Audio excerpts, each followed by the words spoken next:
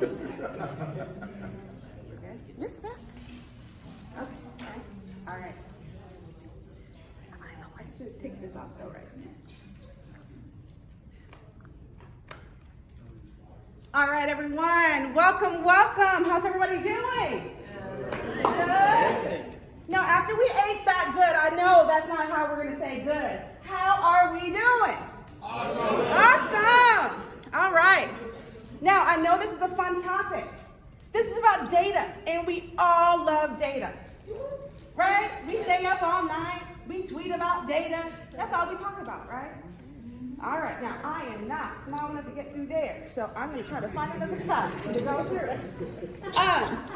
Now, my name is Pierre LaFai, and I am a Cohort 5 coach that actually took over the role in January. So really, I'm one of you, okay? I am kind of new, but I have some experience from before that is helping me with this role. I did not change the settings. Tay, do you mind helping me keep it alive? Okay. All right. Now, before we get started, everyone, let's go ahead and get to the QR code, please. If you'll take your iPad, let's go ahead and scan that.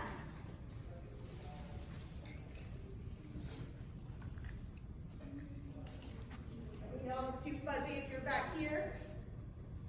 Feel free to walk up. I'm an inclusive presenter. You'll even stand up and clap and all kinds of things.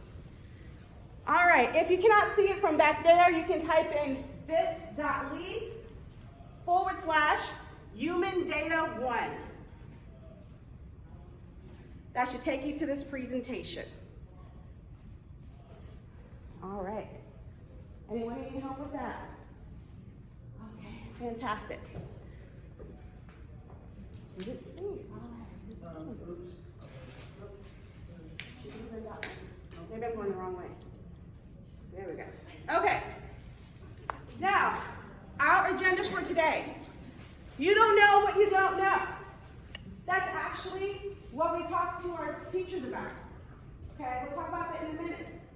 We have some veteran teachers that wonder, why in the world do I need to actually bring in technology into the classroom? Okay, so we're going to talk about that. So I'm not just going to show you some Excel and actually tell you how to do it. That's Callie's job. Okay, he showed that already. So that's not what I'm going to do. Okay, we're going to talk about bringing data in to actually coach your teachers. The second thing we'll talk about is we'll also talk about driving growth. So we're going to drive growth first for the students. So number one, the coaches, the teachers. Number two, the students. Because those are the two categories that we have to affect, right? So drive growth, then drive mastery. I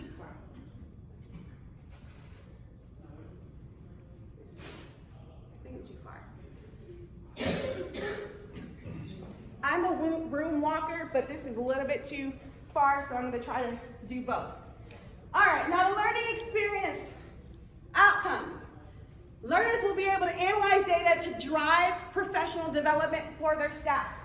And when I mean drive it, I mean they're literally telling you what they want by telling you the truth. But you have to build that trust and get them to answer questions. You'll do that in just a second. The second thing, learners will be able to create data-driven goals based on prior student performance. How often do we try to teach a student that can't read 7th grade material? And our teachers haven't looked at their data yet to even determine how to help that student. So we'll talk about that.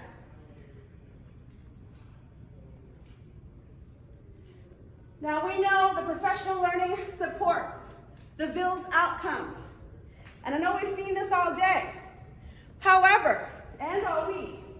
However, it's so important to talk about that for a second. Well, talk to yourself about that for a second. Because all of these outcomes really pour into increasing student achievement. Every single one of them really funnel into student achievement. Closing that digital gap is about achievement of students. All right. Now, I am here today because amazing women poured into my life as a teacher and as a professional. The first person I'm going to highlight before we get to the magic number that I'm going to talk about in a minute is actually Tracy R. Washington. This is my executive director. My executive director said, the Bills program is critical for overcoming the challenges that we have in the classrooms. We need to increase the rigor. How are we going to do that? And she stared me in the face. How are we going to do that? And I said, well, I will do everything I can. This is in November, not knowing that in January she would say, go ahead and take the role. She has over 10 years of experience working with at-risk children.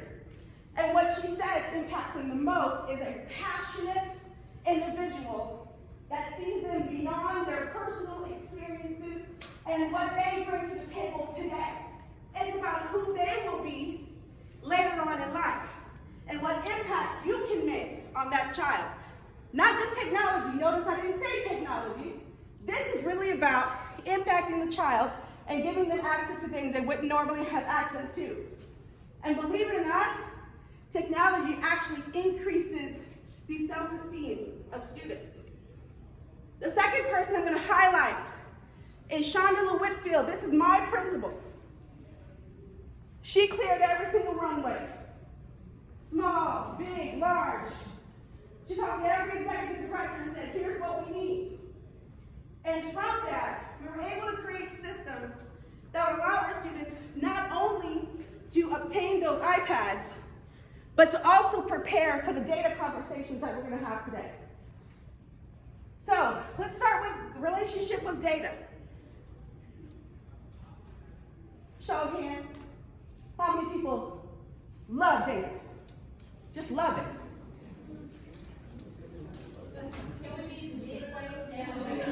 Well, yes. Do you see those words? Can you read the words from back there for me? I'm the bar. Oh, okay. See? I knew I'd have some bars. I will also meet you at the bar. Yes. All right. Love, hate. Let me tell you when we love it. Actually, let me ask you, when do we love technology? When it works. Right? When it works.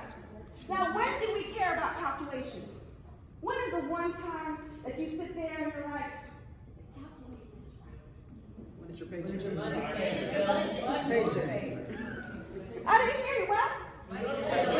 Money. Oh, really? I wasn't writing your paycheck. Was it the check? The paycheck?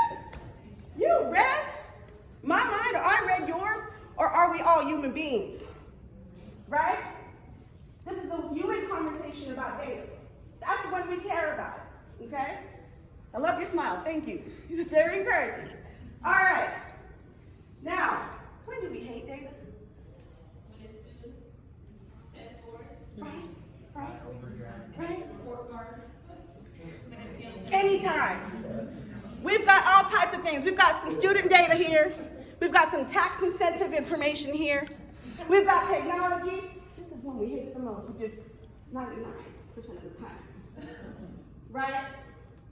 So, if we talk about it as far as achievement, maybe we can change how we think about data and detach it from the love-hate relationship and really just see it as a tool that it is. It's a vehicle. That's all it is. Now, if you don't focus on it, that vehicle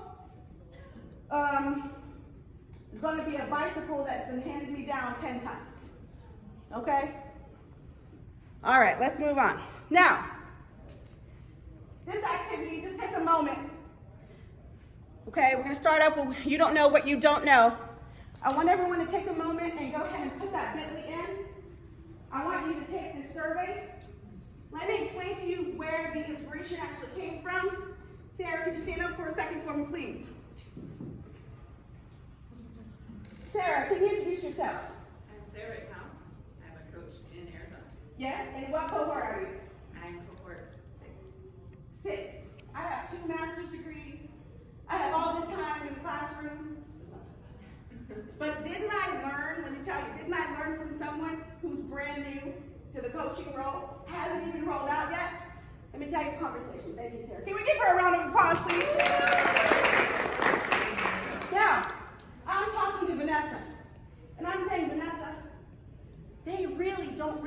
that they don't know technology. They're telling me that they're good. They've got it. They've been using Google Classroom for 3 months. They've got it. 3 whole months. That's enough time to just master everything, isn't it? I said, I just need a solution. Vanessa, you miss Sarah. I introduced her. Okay? Credit where it's due. Now, and I said, how do I help them to see that they really don't know what they're telling me they know? She said, well, did you happen to see what this young lady named Sarah?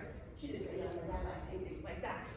I also like saying, I beg your pardon, to my boys, the three of them. All right. She said, she created a survey.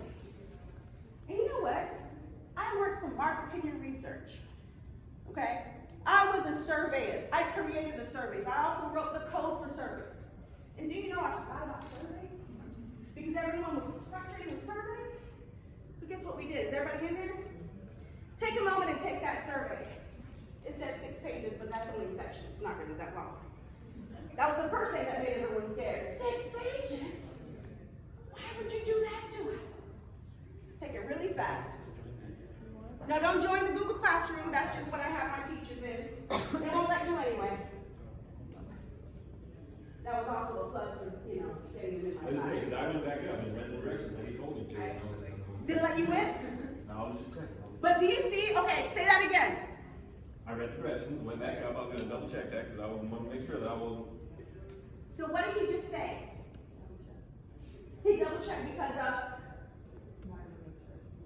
the what? Because it said right there, please read the instructions. The survey is less than 6 minutes. Exactly. What I just modeled for you is that you can give them instructions by the questions.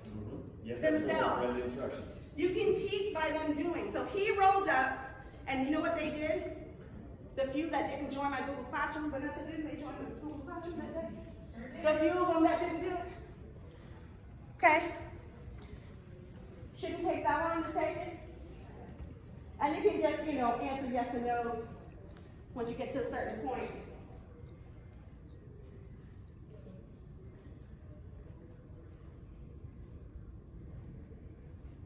All right.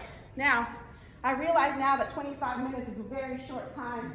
I saw the wonderful Tamara Campbell before I came in here, which is why I forgot I was standing over there. And I realized that 25 minutes is not a lot of time. So thank you, apparently. So let's skip all the way to that. Okay. Now, I'm going to show you the data side to this. How many of us have used Google Forms before? Okay. Now, when you get to the end,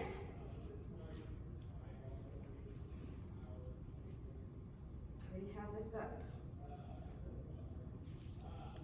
Still don't open it like this.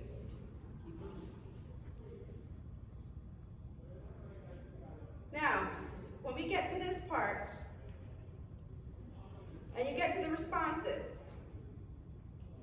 here's what we did.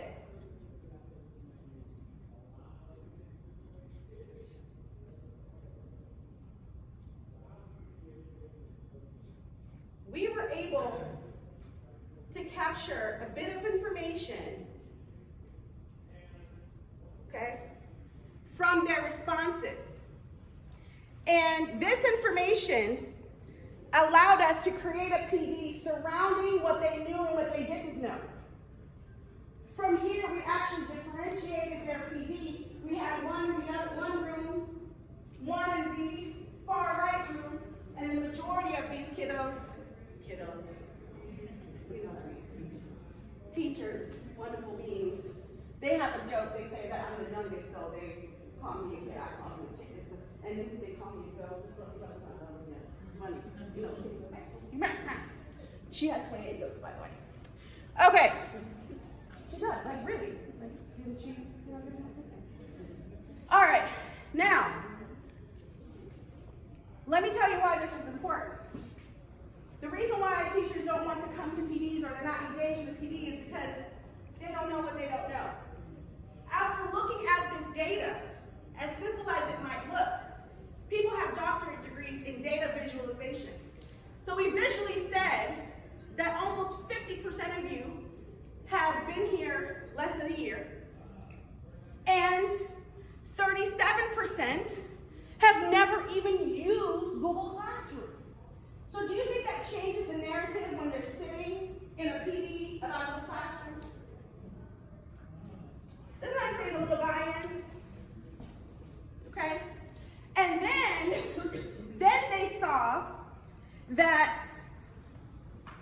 Another large group actually had been using it for years.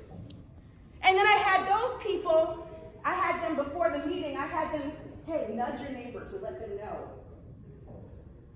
that you're one of the people that actually have been using it. And guess who those people were? Some of the most successful people in the building. Their numbers double other people's numbers. Some of them veterans, some of them not. Now, you may not use Google Classroom because some of your districts don't have that, but you have a learning management system. It's not really about Google Classroom. You can actually use that for your purposes. What time is it now? You can be my timekeeper for the rest of the meeting that's here. We're going to 50 after? Yeah. How many? 4 more minutes, but hey, we like hearing what we're hearing, so just keep going. Oh, thank you so much. Such kindness, thank you. All right, now, so the point is to get them from that bottom rung to that top rung of understanding and creating that buy-in, okay?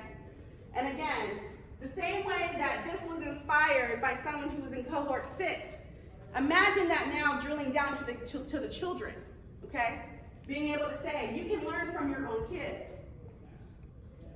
We don't have a lot of time, so I will keep moving.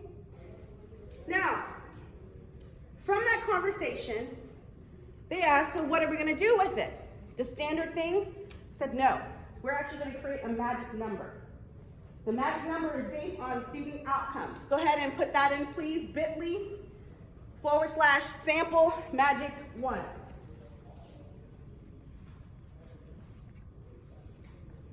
Now, so far, is that overwhelming? Showing that data? Is that overwhelming anyone?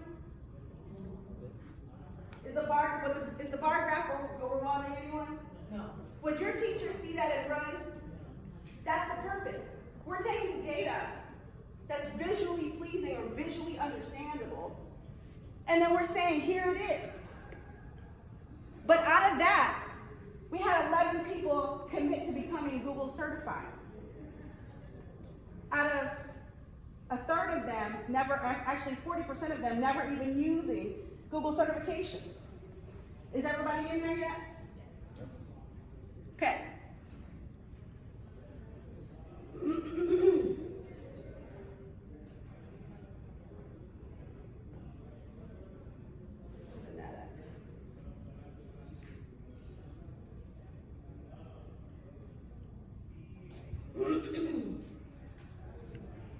Now I know you could have just clicked on it, which is fine. All right. Now, this is a sample, some sample data. So we did something called the magic number. And before I say this part, I want you to understand something about our campus. Last year, we opened up the campus as improvement required. That meant that we were the lowest performing school, among the lowest performing schools in the district. My ED said, what are we going to do? And I can tell you that as of September of this year, we were one of the first campuses ever to get off of IR in 1 year. Okay? The leadership of those ladies and some data. Okay? This is what we did. We said to them, we need a magic number. I don't know about you, but I loved magic when I was growing up. I still love magic. Do you believe in magic? Yeah, I love that. And what we said was, what can we do with that? And I remember in my statistics class, I had 1 year doctorate work and all this stuff. Oh my goodness, 20% and all that, 80%. Well, we actually created a magic number. 80% of the students in the classroom should pass, is what we said. So we took the number of students in the classroom, okay, 163, if you can see that.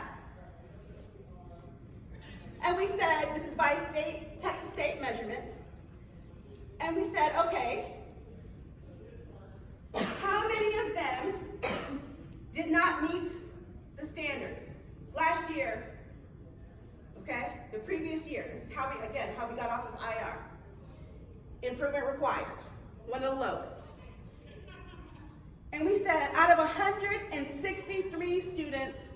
89 people did not pass at all. Now, that can be daunting, okay?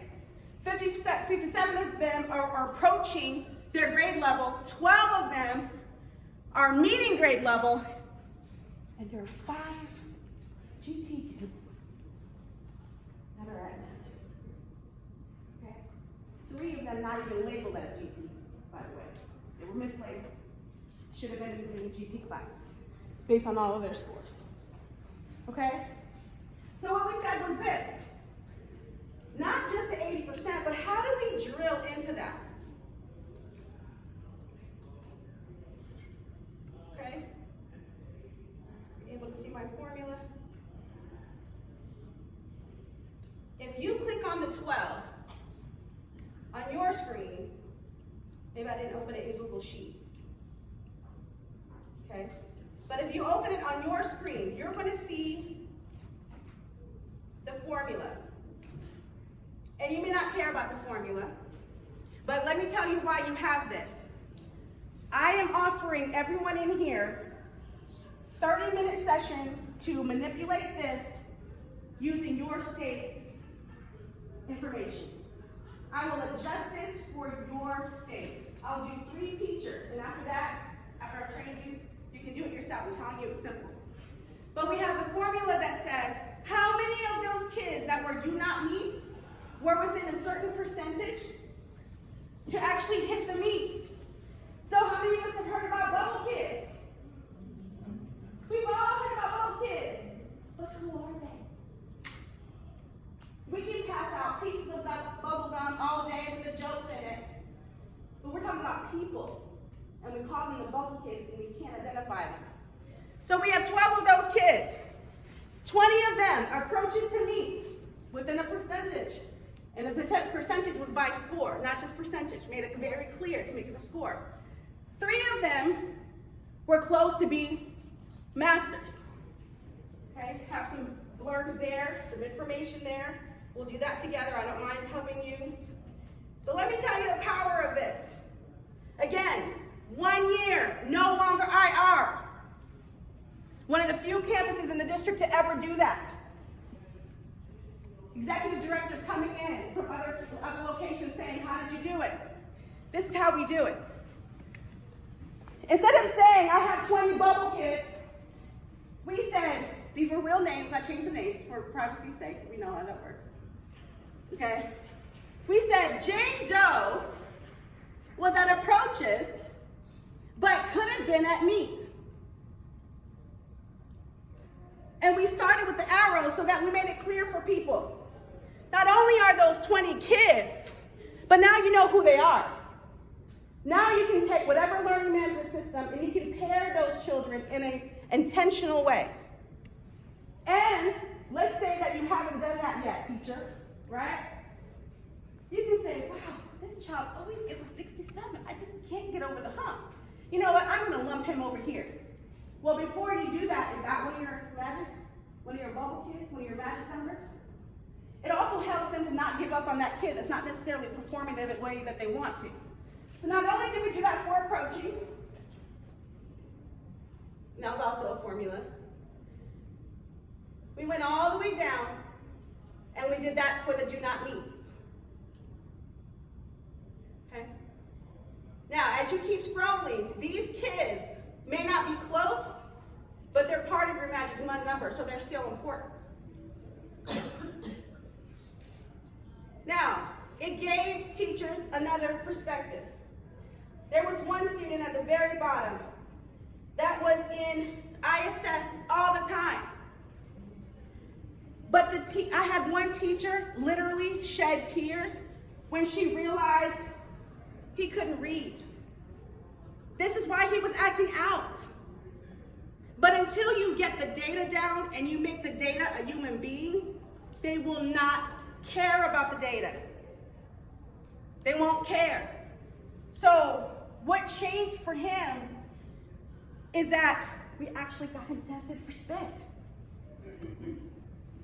The gap would not have been found had we not done this. And now he's getting the services that he needs in order Make up some gaps. Now, again, there's a lot of information, and we didn't have a lot of time. But everyone in here, I'm going to have a piece of paper. I'm definitely willing, and that's a lot of time, but I'm willing to do it. Spend 30 minutes with every person, and if it takes longer than that for 3 teachers, we'll do that. I'll meet you where you are. But if we do this, and you can deliver that to your teachers in a way that makes sense to them, and to make the numbers less about the number and more about the human, the child, that the impact is definitely endless.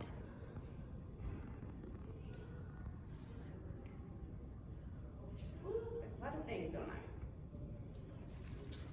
Okay. All right. Now, let's go back. Let's close this. Sometimes you have to talk yourself through technology.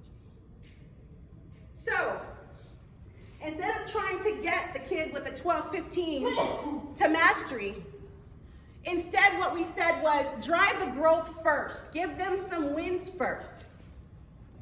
How many more questions can they get right? And we combined that with the common assessment. And we took the common assessment and we said, if they only made a 33 on the STAR test, which is our state for reading, why are you punishing him for getting a 25 on a common assessment? What is the goal for that child? Okay? And our point is drive growth first. Don't expect them to immediately go to mastery. And help your teachers to understand that. And that's by using data. And there's different apps that can do that. And we can talk about the apps that your campuses would allow you to have. Google Classroom is great. You can actually assign them based on their mastery. And you name it fun names that they have no idea why they're grouped. They have no idea. Okay? Again, because of the time, like I said, I wanted to do that.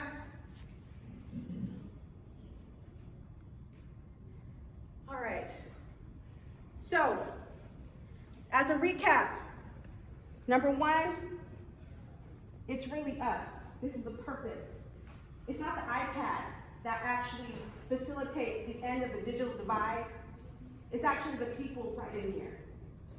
We can give a physical item, but unless we teach teachers how to influence their kids and how to reach them, then it's for naught. But the opportunity wouldn't even be there without the program. So it's a win-win. But we have to be the change. We have to use data to drive decisions, but look at the name of the bit.ly. Human data. Oh my God, my kids did not pass. What do they expect me to do? This is ridiculous. But guess what? That's someone's child. If you think about it, show them that. Then maybe it feels a little bit better talking about data. Because data is not really data. Data is a result of human experience. That's what we miss. Well, with that, I want to thank you so much for your time. Please follow me on Twitter. I will follow you back. Thank you so much.